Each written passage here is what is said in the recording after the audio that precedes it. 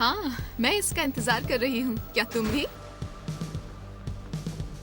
हाय, मैं हूँ टोबी। और मैं जेमा, और हम अल्फा फिल्म सीरीज के होस्ट हैं। और आज हम यहाँ हैं आज अल्फा ट्रेनिंग के लिए, आपकी मदद करने के लिए कि आप सबसे बेहतरीन अल्फा चला सकें सभी के लिए जो आने वाले हैं।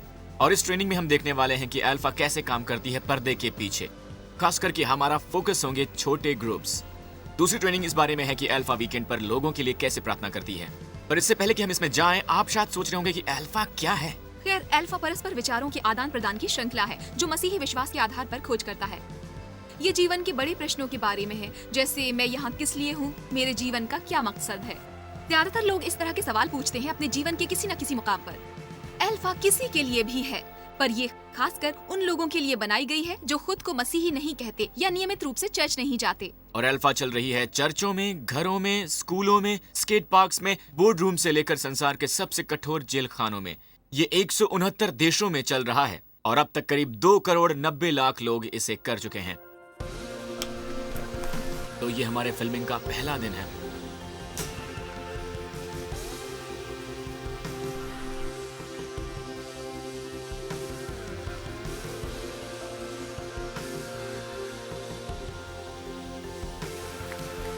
एक्शन।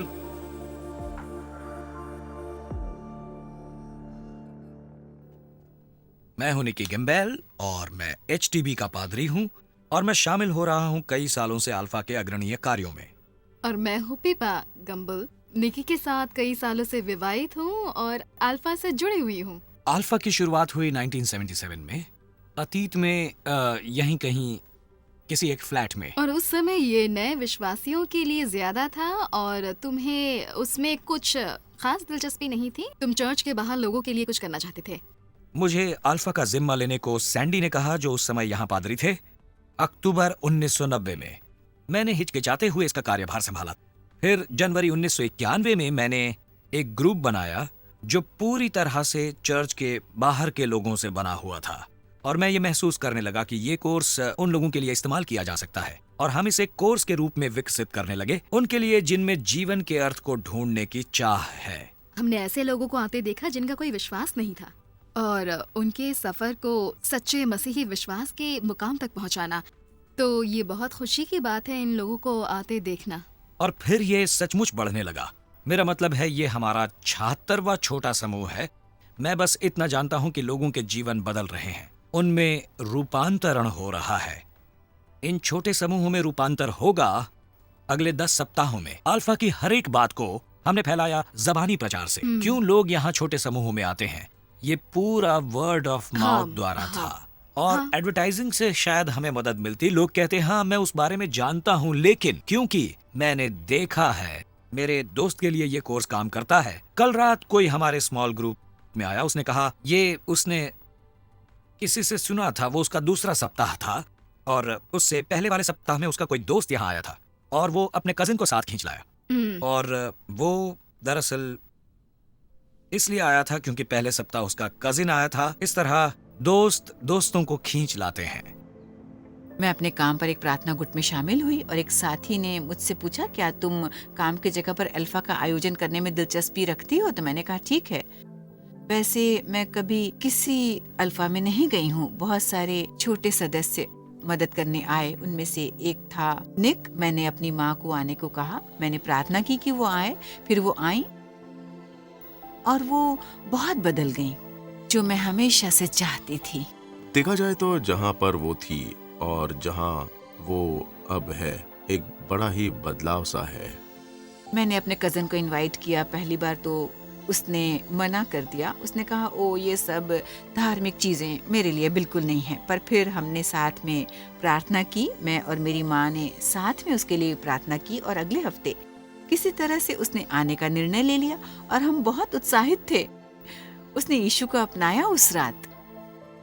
हाँ, अब तो ये था कि हम इससे पीछा नहीं छुड़ा सकते हैं जैसे वो हमेशा वहाँ है। हाँ, ये तो एक अनोखी कहानी है कि नहीं? हाँ, फिर हमने अपने ग्रैंडफादर को इनवाइट किया, जो सच में यीशु को। बाद में मैंने उन्हें एक रीयूनियन के लिए इनवाइट किया, एक अल्फा रीयूनियन सभा, और उन्हें बताया कि मैं कुछ बताने वाली थी, क्या आप मुझे आकर देख सकते हैं? उन्होंने कहा ठीक है, मैं आता हूँ। पर जब वो आए उन्हें बहुत अच्छा लगा, उन्हें वातावरण अच्छा लगा, उन्हें लोग अच्छे लगे, उनके ऊपर कोई जोर नहीं डाला गया। उन्होंने कहा ठीक है, मैं आता हूँ। और फिर जब मैंने उन्हें अल्फा के अगले सीजन के लिए इनवाइट किया तो वो आए और मुझे लगता है उनके लिए एक अनोखा अनुभव था। बाद में वो अल्फा में जाने से रुक नहीं पाते थे और दूसरों के साथ खुशखबरी बांटने से भी। अगली बार वो एक सहायक के रूप में आए और उससे अगली बार वो नेतृत्व करने लगे। 2 बार उन्होंने अल्फा का नेतृत्व किया। फिर उन्होंने आयोजन किया अल्फा का मेरी माँ के साथ एक स्थानीय चर्च में। मुझे लगता है ये सबसे बढ़िया चीज है मेरे अनुभव के लिए, और सबसे बढ़िया जो मैंने किया है। मसीह को स्वीकारा है तो मुझे कैसे पता चलता? मेरे बचपन में मेरे हीरो हुआ करते थे बिली ग्रैम। वो निसंदेह 20वीं सदी के सबसे बढ़िया प्रवक्ता हैं जो यीशु के विषय में सुसमाचार सुनाते हैं। एक कमाल के वक्ता हैं। उनकी बहुत बढ़िया गवाही थी कि वो स्वयं कैसे मसीही विश्वास में आए और बहुत बढ़िया बोले। और मैं उनकी तरह बनना चाहता था। मैं सपना देखता था कि हजारों को यीशु के बारे में बताऊं। केवल एक ही समस्या थी कि मैं बहुत ही शर्मीला अंतर्मुखी किशोर था। जैसा कि मैं देख पा रहा था, मैं एक आम सी शक्ल वाला और कम बालों वाला था। मैंने कई बार कोशिश की अपने स्कूल और यूनिवर्सिटी में अपने दोस्तों को यीशु के बारे में बताने की। मैंने एक बार सड़क प्रचार करने की भी कोशिश की, लेकिन इनमें से कोई भी कारगर साबित नहीं हुआ। फिर मैंने एक पाठ पढ़ा यूहन्ना के सुसमाचार की शुरुआत में, जहां अंद्रियास का सामना होता है यीशु से, और फिर वो अपने भाई को बुलाता है शिमोन पतरस को कि आए और वो यीशु से मिले।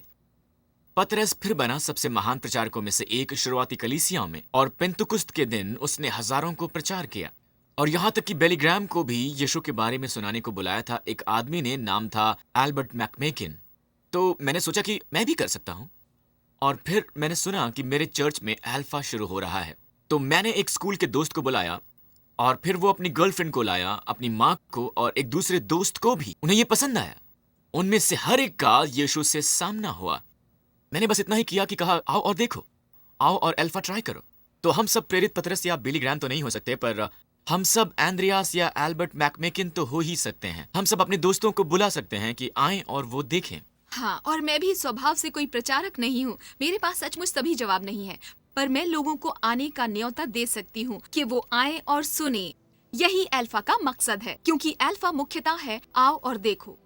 ये आपके लिए बनाया गया है कि आप अपने दोस्तों को लेकर आएं, और आपके लिए अभी देर नहीं हुई है।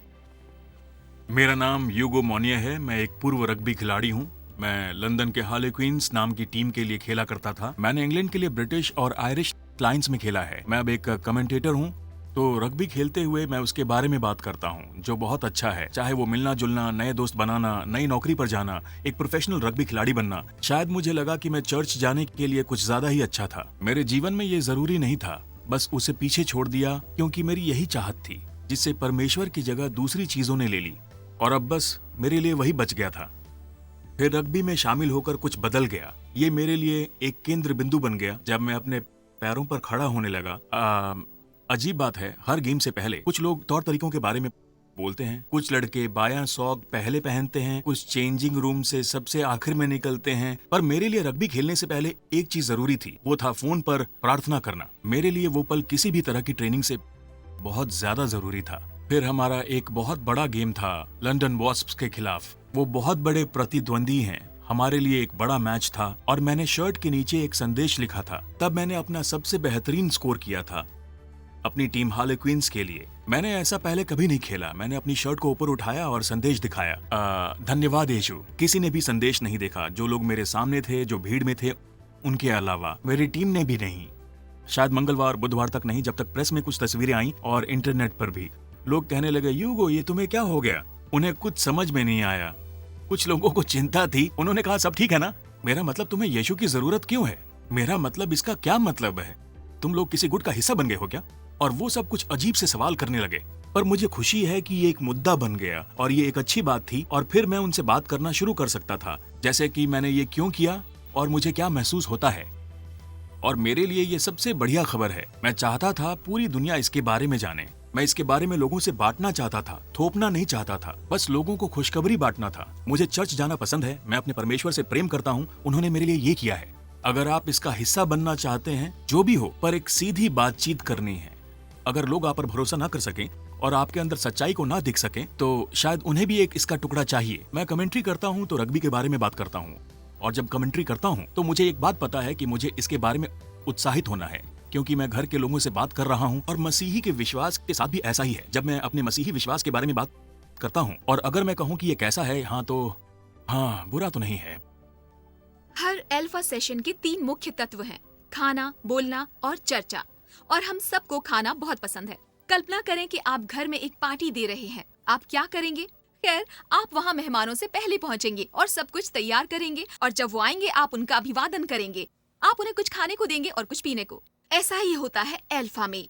हर सेशन होता है छोटे समूहों में खाना पीना साझा करने से, जहाँ लोग बात कर सकें और एक दूसरे को जान सकें। छोटे समूह का परफेक्ट साइज होता है 12 लोग। तो आदर्श रहता है 2 मेजबान, 2 सहायक और 8 मेहमान। तो जब मेहमान आए तो उनका स्वागत करें, उन्हें सहज महसूस करवाएं और उन्हें एक दूसरे से परिचित करवाएं और बातचीत का दौर चलाएं, पर इसे हल्का फुल्का और मजेदार बनाए रखें। इस मौके पर भारी और गहरे विषयों पर बात करने से बचें, जैसे राजनीति या धर्म। और खाने के बाद कोई सबका स्वागत करेगा और फिर अल्फा का थोड़ा सा परिचय कराएगा। शायद थोड़ा सा भक्ति का समय भी हो, 1 या 2 गीत। शायद पहले सेशन में ये थोड़ा अटपटा लगे, तो बेहतर होगा ये बताना कि मेहमानों को शामिल होने की जरूरत नहीं है। पर असल में अजीब बात है कि कैसे अल्फा के अंत में बहुत से लोग ये कहते हैं कि उन्होंने सचमुच इसका आनंद लिया। हर अल्फा सेशन में मसीही विश्वास के बारे में छोटा सा भाषण होता है, और भाषण के बाद स्वाभाविक प्रतिक्रिया शुरू हो जाती है। हर उस बात पर होती है जो पहले हुआ। पर अगर कोई इस सेशन को मिस कर देता है तो वो हमेशा ऑनलाइन इसे मिल सकता है। अल्फा की सबसे बढ़िया बात यह होती है कि मटेरियल वही रहता है, चाहे आप संसार में कहीं भी जाएं। और सेशन का अंतिम हिस्सा है चर्चा, और ये अल्फा का सबसे महत्वपूर्ण भाग है। छोटे समूहों में लोगों को ठीक वही कहने को मिलता है जो वे सोचते हैं। उसमें जाना, हर चीज पर सवाल उठाना, उस पर चर्चा करना और स्वयं उसका हल निकालना।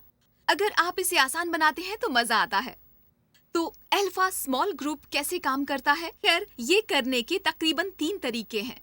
पहला है प्रेम। मेरे ख्याल से ये पूरा प्रेम, दोस्ती और मजे लेने के बारे में है। ये आप किस तरह से लोगों से मिलते जुलते हैं उस बारे में है, और आप चाहते हैं कि लोग आप पर यकीन करें, आप उनको पसंद करते हैं। और मेरे ख्याल से ये बहुत ही इम्पोर्टेंट बात है कि आप इन लोगों से सचमुच दोस्ती करना चाहते हैं, आप उन्हें पसंद करते हैं।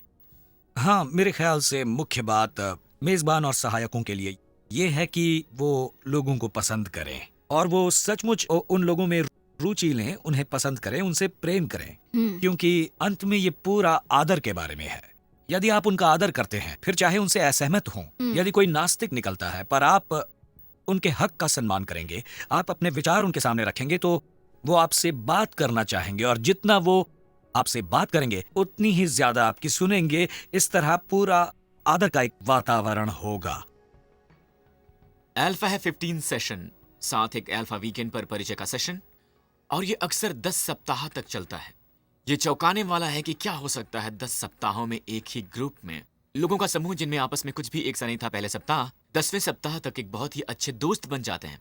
मैंने अभी भी अल्फा खत्म किया है और हमारा छोटा समूह मिलना जुलना बंद नहीं करना चाहता था। वो ये कहते हैं कि अल्फा लंबा क्यों नहीं है, इसे और लंबा होना चाहिए। कई बार यदि आपकी एक यूनिवर्सिटी टर्म है, एक सेमेस्टर है, तो शायद आपको इसे सिकोड़ना पड़े, पर मैं चाहूंगी कि ये विस्तार से हो, बातचीत लंबी हो सके। जितना समय आप देंगे उतने ही आपके रिश्ते मजबूत होंगे, चाहे वो दोस्त हो या परिवार। तो पहली कुंजी बढ़िया अल्फा छोटे समूह के लिए है प्रेम, और दूसरी है सुनना। ये थोड़ा सा परस्पर विरोधी है मेरे ख्याल से। जब आप मेजबानी कर रहे हैं सहायता ग्रुप की, तो आप कई बार सोचते हैं कि खैर लोग अपने सवालों के साथ आ रहे हैं, और एक लीडर होने के नाते मेरी भूमिका है कि लोगों को जवाब दूं।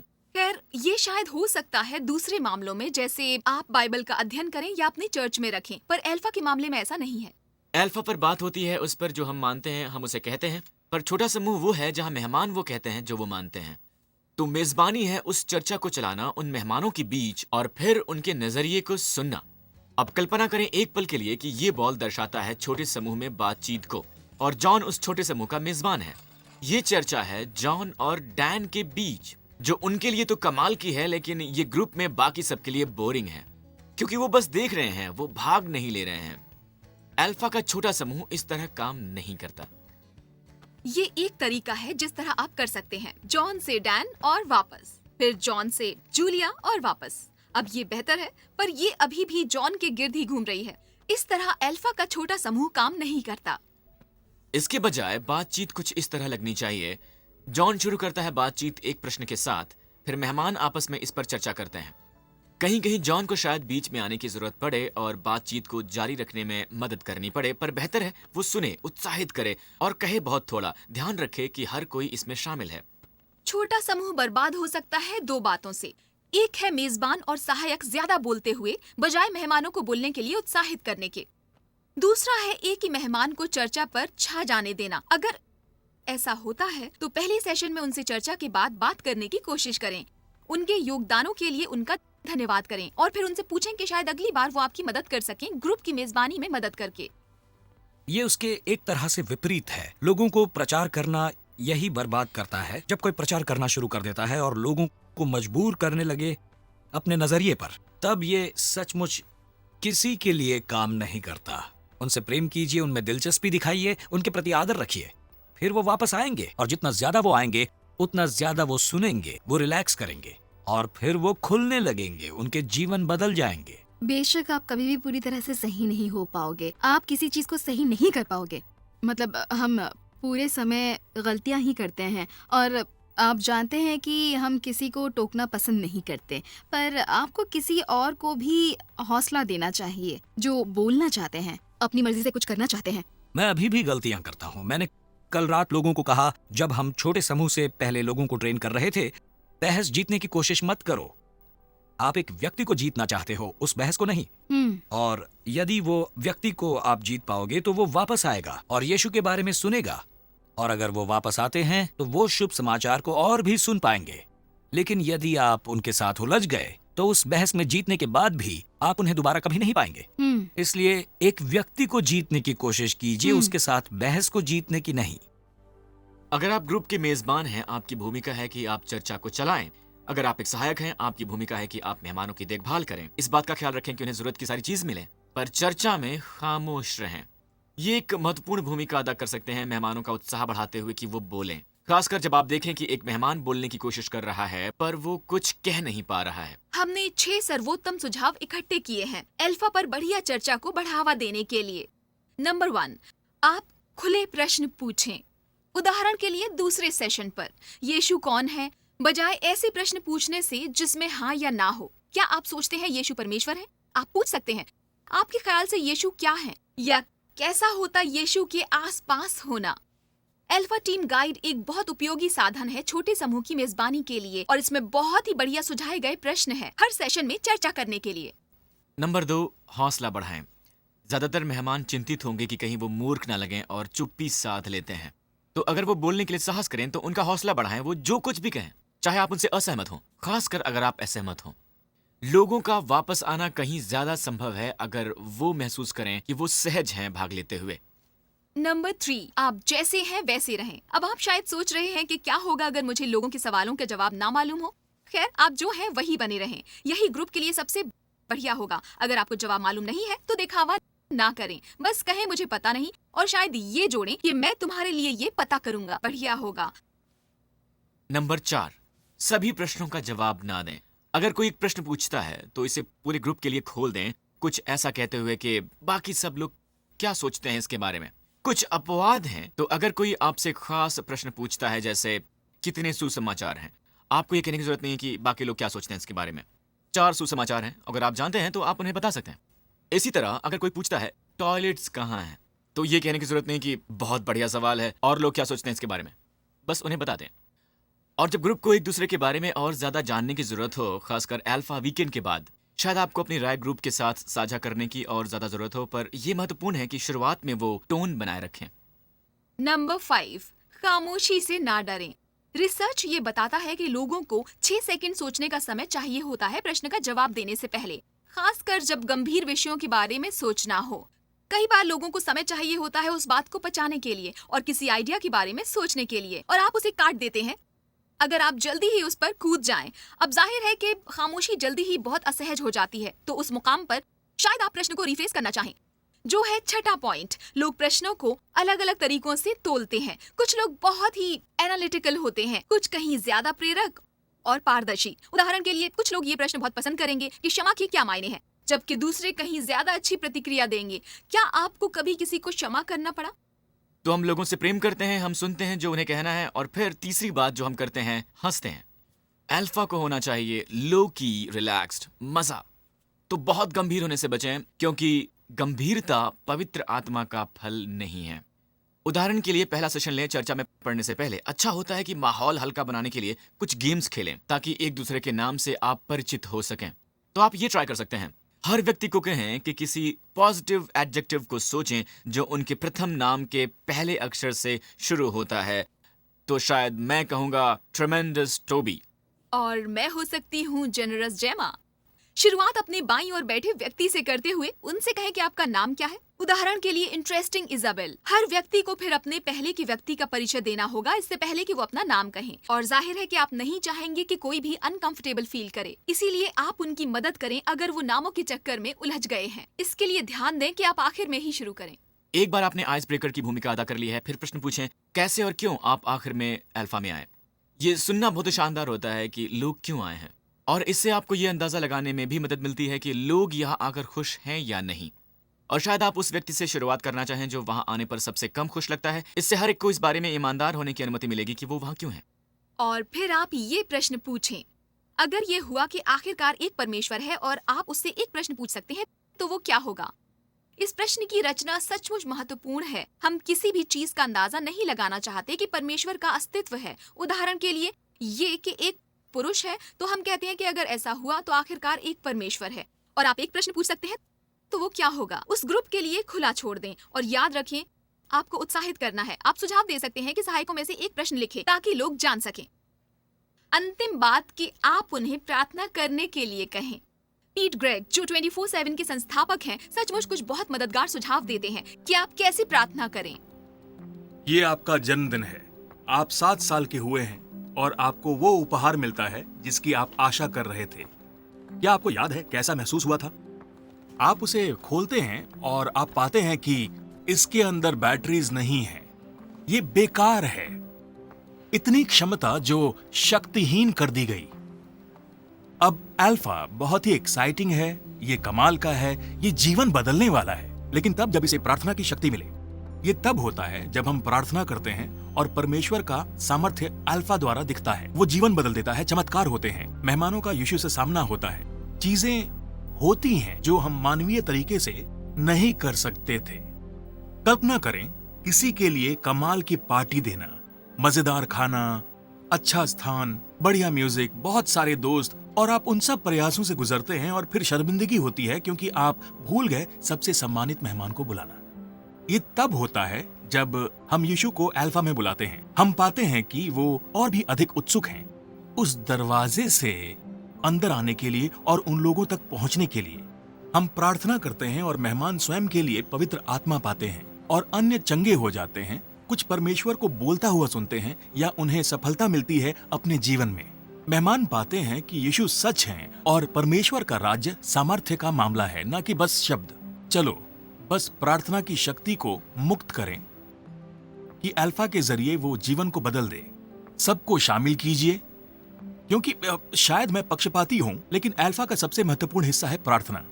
इस बात का ध्यान रखें कि आपका अल्फा बैटरी सहित आए। मुझे उम्मीद है कि आपको मेरी बात ठीक लगी होगी। तो जब प्रार्थना की बात आती है, फिर से हम किसी भी ऐसी चीज से बचें जो मेहमानों को असहज महसूस कराती है। तो चर्च की तरह हम कोई भी काम शुरू करने से पहले प्रार्थना नहीं करते, हम खाने से पहले प्रार्थना नहीं करते, और प्रार्थना से सेशन बंद नहीं करते। और सेशन के अंत में मैं कैसे विश्वास करूं, वही एक अवसर है हर एक के लिए जो एक साधारण सी प्रार्थना करनी चाहे। खामोश प्रार्थना यीशु को बुलाने की। कुछ लोगों के लिए शायद ये एक महत्वपूर्ण क्षण हो उनके सफर का, पर दूसरों के लिए शायद जल्दी हो। फिर उस सेशन में कैसे और क्यों मैं प्रार्थना करूं विषय पर गहराई से अध्ययन करते हैं, मददगार तरीकों पर रोशनी डालते हुए यदि लोग प्रार्थना करना शुरू करना चाहें। और छोटे समूह के अंत में मेजबान शायद समाप्त करना चाहे एक छोटी सी सरल सी धन्यवाद की प्रार्थना से, पर उससे और ज्यादा कुछ नहीं। किसी मुकाम पर शायद आप सामूहिक प्रार्थना का सुझाव देना चाहें। आप पूछ सकते हैं कि क्या कोई किसी बारे में प्रार्थना करना चाहेगा, और फिर मेहमानों को अवसर दें कि वो ऊंची आवाज में प्रार्थना कर सकें। कुछ ग्रुप्स शायद इस मुकाम पर दूसरों से पहले पहुंच जाएं, पर यह महत्वपूर्ण है कि हर ग्रुप को प्रार्थना करने का अवसर मिल सके। सेशन से पहले क्या परमेश्वर आज भी चंगा करते हैं? हमें हर किसी को अवसर देना चाहिए प्रार्थना करने का और चंगाई के लिए प्रार्थना करवाने का, पर शुरुआत के सेशन में कोई जल्दी नहीं। तो लोगों से प्रेम करो, उनकी सुनो, मजा करो, और बाकी सब परमेश्वर पर छोड़ दो।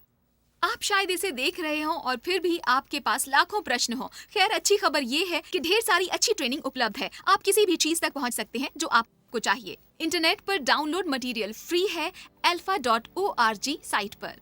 अल्फा मेहनत का काम हो सकता है, कई बार निराशाजनक भी हो सकता है क्योंकि लोग वापस नहीं आते। पर पता है, ये बहुत ही एक्साइटिंग और बहुत ही फलदायी चीज है जिसमें मैं आज तक इन्वॉल्व रहा हूँ। आप बढ़िया दोस्त बनाएंगे, आप अवसर पाएंगे परमेश्वर को काम करते हुए देखने का, लोगों के जीवन बदलते हुए। ये एक सर्वोत्तम निवेश है जो आप अपने जीवन में करेंगे। हम जल्दी ही आपसे मिलेंगे अगली टीम ट्रेनिंग में, जो है अल्फा वीकेंड।